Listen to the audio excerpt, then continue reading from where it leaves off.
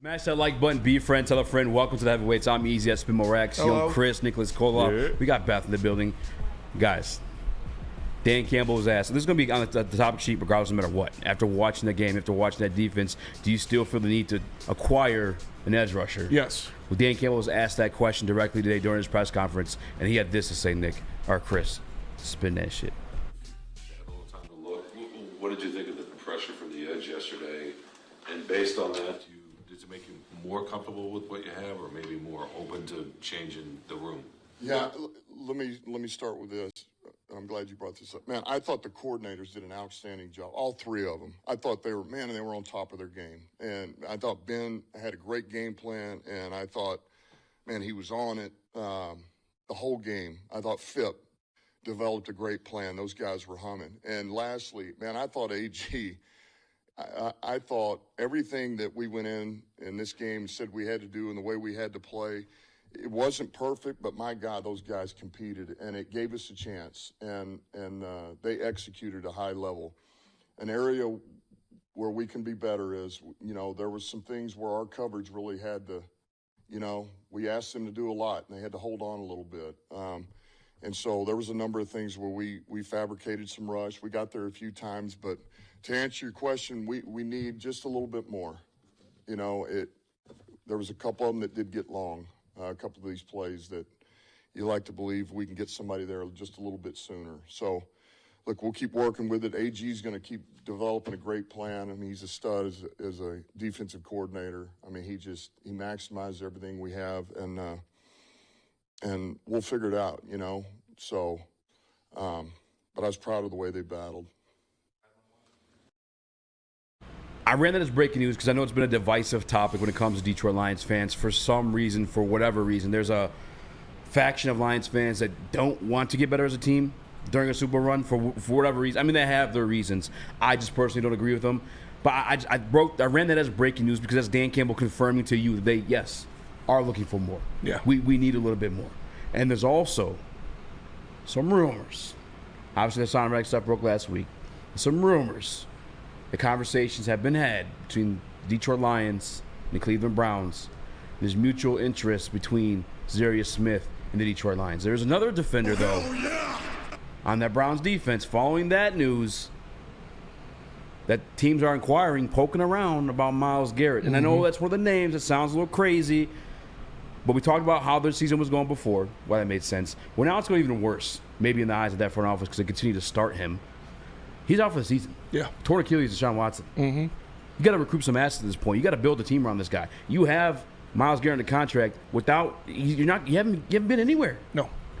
You won a playoff game with Baker Mayfield. He left. You had Myles Garrett throughout the entirety. You've been in the playoffs again one more time, I think, with Joe Flacco, but you haven't done anything. You haven't won anything. I think it's time to pull the plug on that project, ship him off to Detroit. And I do think this one's a little bit more realistic than the Max Crosby one. Yeah. With all due respect, if you don't want Max Crosby or Myles Garrett on this team, you're an idiot. Like, it's the only reasonable explanation. But we even talked about it, that those guys might be a pipe dream. Those are, the things that would keep us up at night if they happen. We would not be able to get any sleep if one of those moves were made. So I even said that the realistic explanation is you need to get somebody. You need to get somebody. And we talked about this Za'Darius Smiths. We talked about Trayvon Walkers, different guys like that. I put it plainly and simply, the guy who leads this team in sacks cannot be on the roster right now. At the end of the year, the guy who has the most sacks on this team cannot be on the roster right now. You need to go out there and you need to get an edge rusher that is going to get you at least 10 sacks. Sam Darnold had all day in that pocket. The only way you got to him outside of one Josh Pascal sack was by sending linebackers and sending more guys to get pressure on him. You need to go out there and recoup your lost asset of Aiden Hutchinson as much as you can. Obviously, if you get Myles Garrett or Max Crosby, that's a 1-for-1 and you're right back into it.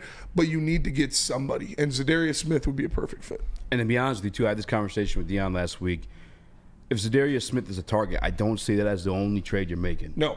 I believe that'd be in conjunction to another move, maybe for the Sam linebacker spot. And there's also some rumors out there about Josh Uche from the New England Patriots. You're missing your Sam. Michigan guy. Reunite him with Aiden Hutchinson next year. But you're missing your original Sam and Derek Barnes. You never really had a replacement for it. That's kind of, you tried that with Betts.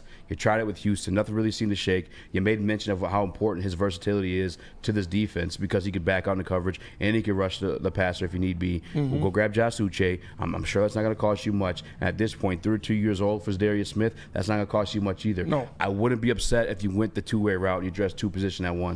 I would not either. That would be, you could bring in multiple guys to have a rotation. Like I said, you just need to get a double-digit sack guy in this building. Right now, you don't have anybody on your team that's going to be a double-digit sack guy this year. So, obviously, the prize, the belle of the ball, would be Max Crosby or Myles Garrett. But you need to improve your edge rushing position in the trade market if you want to win a Super Bowl this year. And talking about Myles Garrett, I mean, they're beefing with the fans right now. The players and the fans, the owners going at it. And he obviously gave Deshaun all that money after making that trade. Like, they are the definition of a dumpster fire right now. Yeah. This is no better of a time to reach out about Smith and reach out about Garrett. And you don't even seem desperate at this point compared to what you did before this Vikings game because they were able to still win it. But if you were watching that game, the one thing I will say is you obviously had to bring in a lot of linebackers. You had to bring in pressure a lot against this Vikings offensive line. And you still weren't able to get home, honestly, too much besides the 3 sacks from the linebackers, 1 to end the game, and then obviously Pascal had the other. If you see this line, when we're at our best, we are playing man coverage, and we're, rushing 4. Obviously, Hutch is gone. You need to make an upgrade. I'd be surprised if this team doesn't do it. They're going to do it. Yes, they're going to do it for sure. And that's, again, I don't think it's, I don't know, again, for some reason, it's divisive. Don't know why.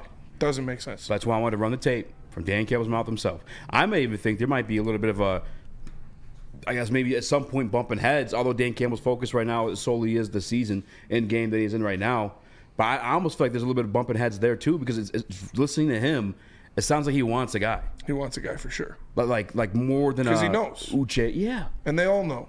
And Brad Holmes, his job is to provide for the future. His job is looking forward. Dan Campbell's job is looking now. They both got different destinations in that one. But I'm kind of I side with Dan Campbell. Dan Campbell knows if you get Max Crosby or you get Myles Garrett, you win the Super Bowl. And it's up to Dan communicating that to Brad Holmes or convincing him of that. Maybe even, I don't see it going this way because they have to work with each other, moving forward. But maybe we got Sheila involved. I'm curious what Sheila's thoughts on the matter is. This is unprecedented territory. That's why you're looking to make a unprecedented move as Detroit Lions. An edge was a need. A Sam was a need before the injury of Aiden Hutchinson. But I think what Zadarius Smith does for you, because I'm not necessarily in love with him as the pass rusher he once was. I don't think he's that anymore. But he's still a guy that can set the edge. He's still a strong motherfucker. He resembles Marcus Davenport's style of play, in my opinion. Just the few reps I watched with him this year. Yeah, Myles Garrett is one of the most complete players in football. Getting him, that'd be the biggest one. That would be beautiful. Now, the one thing I noticed in this game, and I want to see what you guys feel about, obviously we talk about edges predominantly being their main goal is to get after the quarterback and the value in that. But I do think there is a little bit of not coincidence that the Lions team was able to just dominate and stuff everybody at the run this year. And Aaron Jones, who is a good back, so I gotta give it to him there. It's not some fluke, but yeah, he had a good game. And I wonder how much of that aspect that they're talking about, because that's the issue with not playing Houston, right? Is they don't like how Houston defends in the run. So they need to get one of those edge rushers that can help with the run defense as well, because they need to keep that elite. I think that's the core of this Lions defense. That's what makes it go. That's what makes them have to make those crazy throws, which Kirby and Branch and that safety tandem, the best safety tandem, can do what they do best and make plays. I think it all starts, and it's the backbone there. And so I think that's another part to look at. It's not just rushing the quarterback, but also getting after the run. Yeah, that's a phenomenal point, Chris. If you take out that one Aaron Jones 35, 40-yard touchdown run, he would have been right around 50, 60 yards, which is kind of on par for what the Detroit Lions defense does. Like Nick said, it was a rookie mistake by Terrion Arnold. He went too far inside. But no, you're right. they're not just going to get a guy that only does one thing. That's why when I heard the Reddick rumor, I was like, wow, I didn't expect that.